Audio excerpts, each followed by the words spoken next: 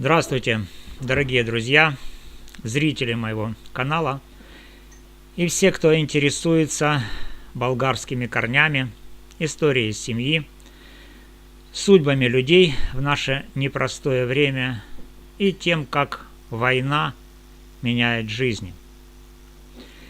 Меня зовут Валерий Табаков. По профессии я юрист, имею степень кандидата технических наук и звание доцента. Моя основная специализация – программирование и информационные технологии, разработка программного обеспечения, системы управления данными, кибербезопасность, анализ больших данных, цифровая трансформация организаций, проектирование информационных систем, автоматизация бизнес-процессов.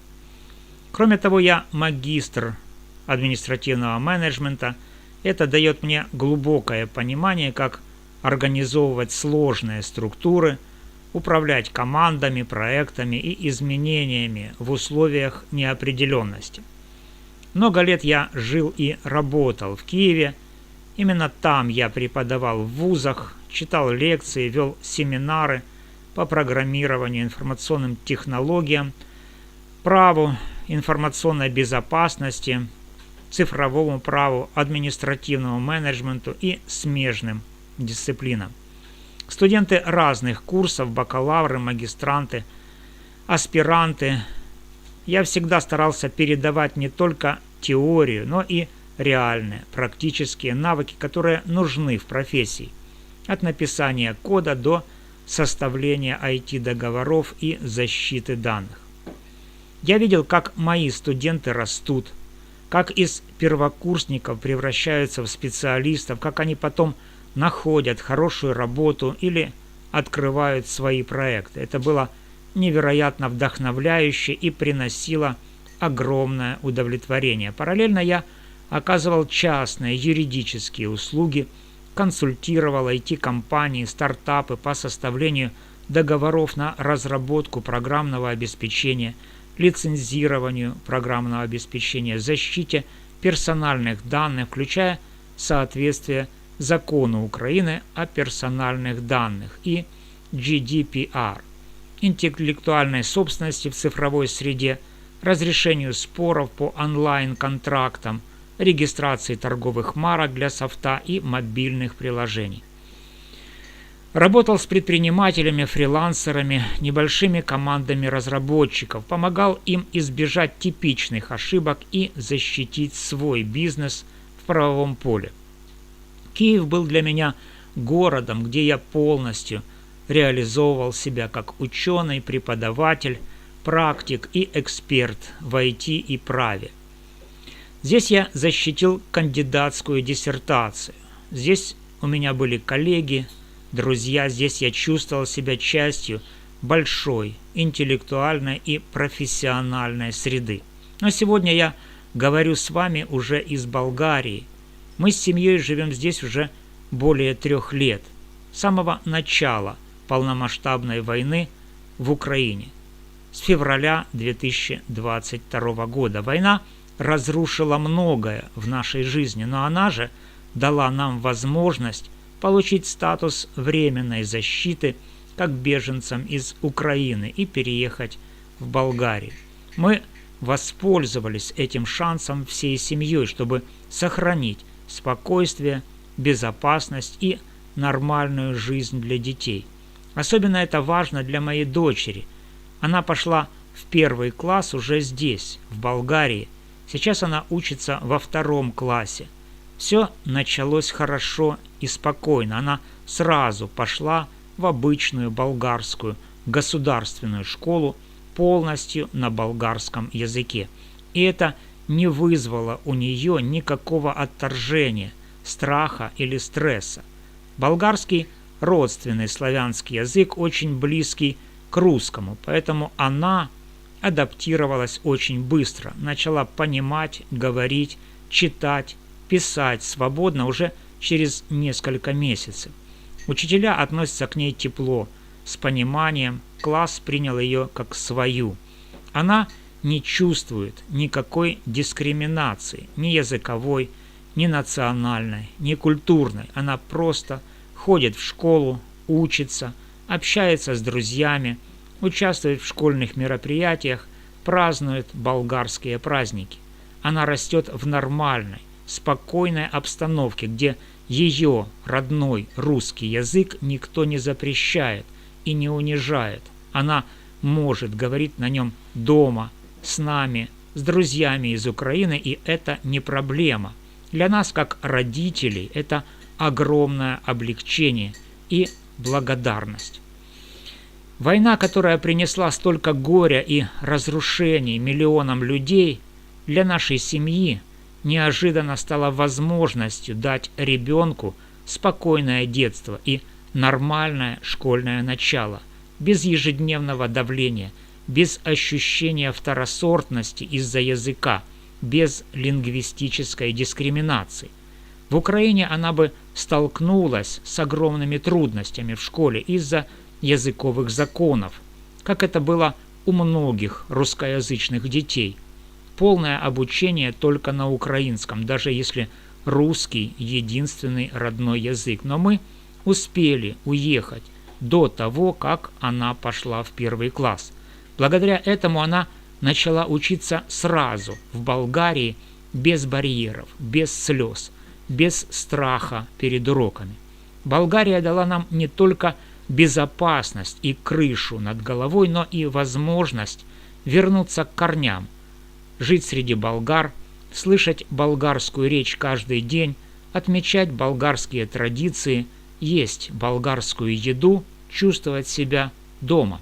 Для меня это еще и символическое возвращение к истокам фамилии Табаков, к истории предков из Палаузовки и к древней болгарской земле. А теперь перейдем к главной теме сегодняшнего видео, к полной истории фамилии Табаков. Когда говорят о переселении болгар в Приазовье в 1861-1863 годах, часто пишут «в чужие степи». Но это неточная формулировка. Эти степи не чужие. Это земля, где в VII веке хан Кубрат из рода Дула объединил болгарские племена – Кутригуры, Утигуры, Анагуры и создал Великую Болгарию, первое крупное государственное образование болгар в Европе, первое, где христианство уже проникло в правящую элиту. Кубрат родился около 605 года. В детстве он юношей принял христианство в Константинополе от императора Ираклия, получил титул патрикия, в 632-635 годах освободил болгар от авар и тюрок, создал независимое болгарское государство. Территория простиралась от реки Кубань на востоке до Днепра на западе, от Азовского моря, Меотийского озера на севере до предгорий Кавказа и Таманского полуострова. Фанагория – одна из возможных столиц на юге. Киев также входил в территорию этой державы. Это было полукочевое государство с развитой торговлей через Византию, ремеслами и элементами христианства. Это было также полноценное христианское государство, поскольку элита и хан Кубрат были христианами. После смерти Кубрата около 665 года держава распалась под натиском хазар. 5 сыновей разделили землю. Бадбаян остался в Приазовье, стал данником хазар, черными болгарами. Катрак ушел за Дон, Аспарух на Дунай, где основал Дунайскую Болгарию в 681 году. Кубер и Альцек в другие регионы. Род Дула – династия, правившая в Великой Болгарии и позже в Дунайской Болгарии. После хазарского нашествия часть болгар осталась в Приазовье и Поднепровье. Некоторые гипотезы, особенно в болгарской и украинской патриотической историографии, предполагают, что представители рода Дула и болгарской знати участвовали в формировании ранних славянских союзов в Среднем Поднепровье и даже основали Киев и создали державу Киевскую Русь. Это был хан Самбат. Основная академическая наука видит Русь как славяно-варяжское образование IX века с косвенным влиянием болгар через торговлю, старославянский болгарский язык, христианство. Но варяги, они пришельцы на территорию Украины, и это четко видно из истории, описанной Нестором Летописцем в повести временных лет, который описал приход варягов, приход Рюриковичей в Киев, связанный с убийством Аскольда. Аскольд, по версиям болгарских историков, это потомок болгарского рода Дула. Именно Аскольда и убил Олег Рюрикович. В любом случае, украинские степи, болгарские степи – это колыбель болгарской государственности. Когда в 1861-1863 годах мои предки вернулись в приазовские степи из Бессарабии, это было возвращение на древнюю землю предков, а не приход в чужие места. Кучук-Кайнаджирский мир 1774 года открыл путь для первых болгарских переселений в Россию, конец XVIII – начало XIX веков в Бурджак и Бессарабию. Но Палаузовка, откуда происходят мои предки, где родился мой отец, основана гораздо позже, в 1861-1863 годах, во второй крупной волне переселения болгар. После Крымской войны 1853-1856 годов и Парижского мира 1856 года Южная Бессарабия, где жили болгары, отошла к Молдавскому княжеству, вассалу османов. Болгары, поселившиеся там, в Бессарабии, в 1828-1829 годах, снова оказались под угрозой турецкого ига. Они массово просили российское правительство разрешить переезд в свободные степи Таврической губернии после ухода нагайцев в Турцию в 1860-1861 годах, освободив огромные земли. Россия выделила 214 тысяч десятин в Бердянском и Мелитопольском уездах для поселения болгар. Переселение началось весной 1861 года. Сначала нелегально, молдавские власти препятствовали, потом официально, с октября 1861 года с выдачей паспортов. К концу 1863 года приблизительно 5500 болгарских семей поселились в 34 колониях. Палаузовка основана болгарами из местечка Кирнички, Бессарабия, на месте нагайского аула Каясы-Аглу. Названа она по Николаю Христофоровичу Палаузову, болгарскому чиновнику, который по поручению графа Строганова организовал размещение переселенцев. Рядом Андровка, 1862 года основания, на месте Канджегалы, Трояны из Тополчане, Софиевка. Переселенцы получили льготы: 50 десятин на семью, освобождение от налогов на 8 лет, от рекрутчины пожизненно. Но первые годы засуха 1862-1863 годов, падение цен на скот, тяжелый труд и болезни сопровождали это переселение. В 1865 году в Палаузовке построили и осветили молитвенный дом во имя святых Кирилла и Мефодия, символ веры и просвещения. Это было возвращение на землю Кубрата.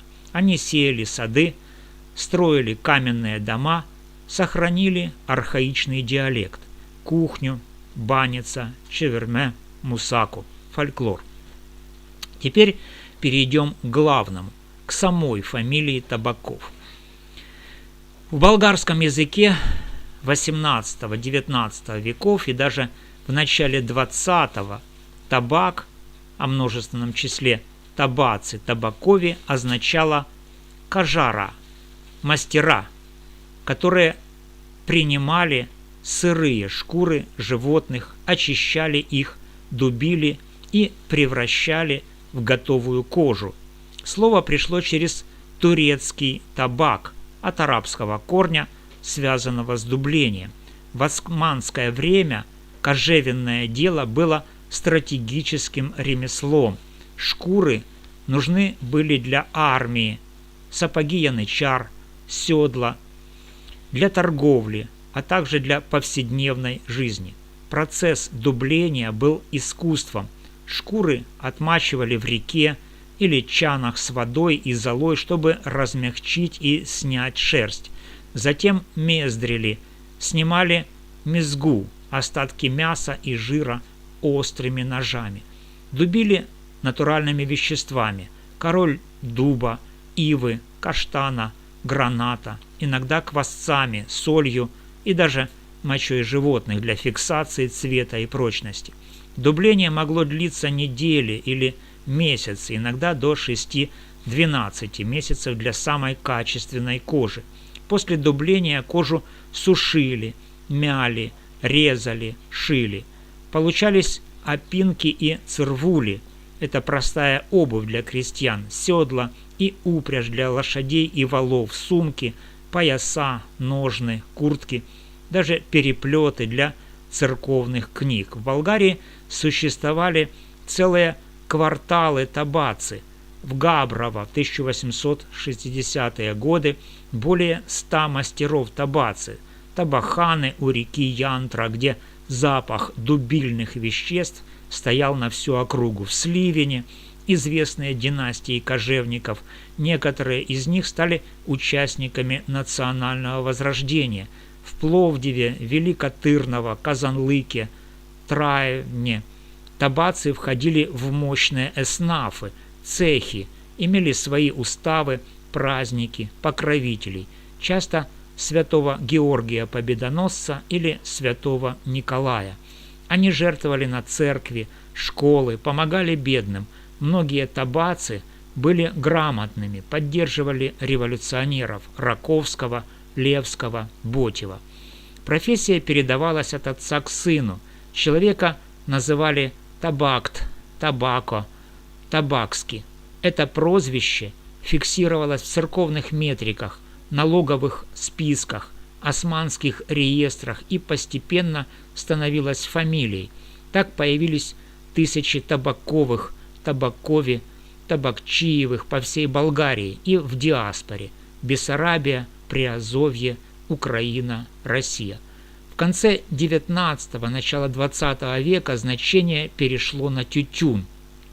После освобождения 1878 год Болгария начала массово выращивать табак, тютюн в Родопах, долине Тунджи, Пловдивско, Хасковско. Слово для растения пришло через немецкий, турецкий, персидский канал. Табак – это табак как продукт. Появились фабрики сигарет, Пловдив, София, Шумен, государственная монополия Булгартабак. В 1920-1930 годам в повседневном языке табак стал равен тютюну, сигаретам. Старое значение «кажар» для слова «табак» ушло в прошлое. Появились химические дубители, фабрики, механизация, ручные табаханы закрывались. Сегодня в Болгарии говорят «кажар», а табак ассоциируется не с кожей, а только с сигаретами. Но в старых словарях Болгарской академии наук значение «кажар» как табак зафиксировано как устаревшее, остарялое. В Бессарабии, куда болгары бежали в 1828-1829 годах, кожевенное дело сохранилось, шкуры шли на продажу и на нужды семьи. В 1861-1863 годах эти болгары, в том числе из Кирнички, переселились в Приазовье, в Палаузовку и соседние села. Фамилия Табаков сохранилась как память о ремесле предков. В степи кожевников стало меньше, климат, меньше лесов для дубовой коры, но фамилия осталась, символ корней. Мой прадед по отцу Иван Табаков. Он каменщик. В степи, где камня мало, болгары умели его находить, добывать, тесать, строить крепкие дома с толстыми стенами, защищающие от жары и холода. Церкви в Андровке, Троянах, стоят храмы 1870-х, сараи, заборы. Каменщики кормили семьи, строили будущее. Моя бабушка по отцу Анна Бураджиева. Это болгарская фамилия, возможно, от корня, связанного с профессией или прозвищем. Мой отец Табаков Зиновий Иванович, офицер советской армии. Он стал первым из таврийских болгар, кто получил офицерское звание в послевоенное время. В 1950-1960 годах национальное меньшинство, особенно с западными корнями, в том числе и болгарскими, сталкивались с негласными барьерами в армии, но отец прорвался, окончил военное училище, проявил себя в службе артиллерийского вооружения, точной и ответственной работе. В 1960-х годах ему присвоили первое офицерское звание лейтенант. На церемонии присутствовал маршал Иван Христофорович Баграмян, легендарный полководец Великой Отечественной войны, дважды Герой Советского Союза, армянин по происхождению, человек, который сам прошел путь от национального меньшинства к вершинам армии. Когда начальство доложило: «Товарищ маршал, среди претендентов есть болгарин», Баграмян внимательно посмотрел на отца и с доброй, чуть ироничной улыбкой произнес: «У него только нос болгарский». Эта фраза стала семейной легендой и передается из поколения в поколение. Она звучит как армейская шутка, но в ней глубокий смысл и тепло. Внешне отец мог сойти за русского или украинца, но нос выразительный, характерный для южных болгар, выдал корни. Маршал, сам из нацменьшинств, понимал цену таким прорывам и, вероятно, видел в отце родственную душу, упорство, характер, стойкость. Это был не насмешливый комментарий, а теплый комплимент, мол, внешне ты наш, но дух болгарский, и это видно по всему. Отец всю жизнь вспоминал этот момент с гордостью и улыбкой.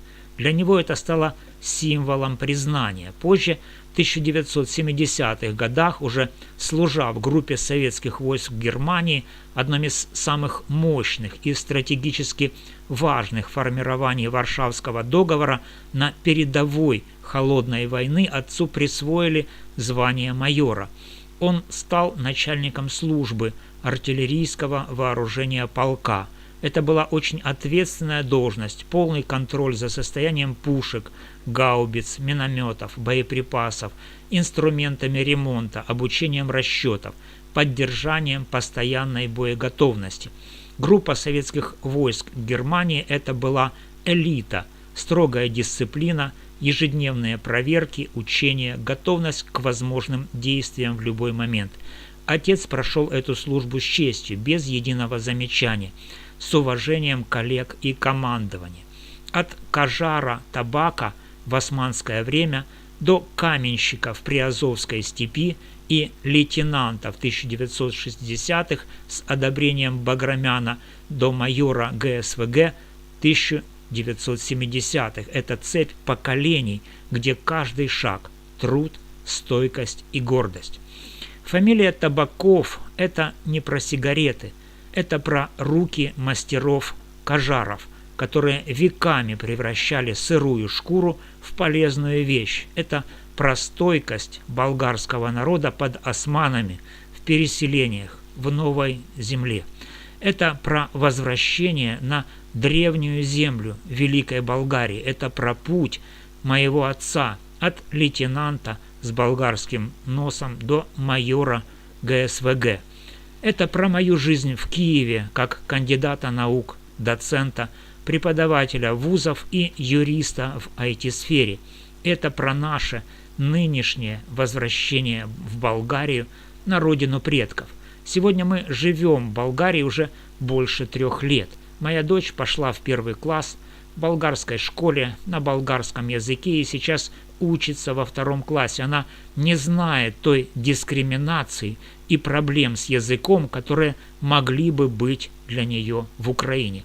Здесь она свободна, здесь она своя, здесь она растет без страха и давления.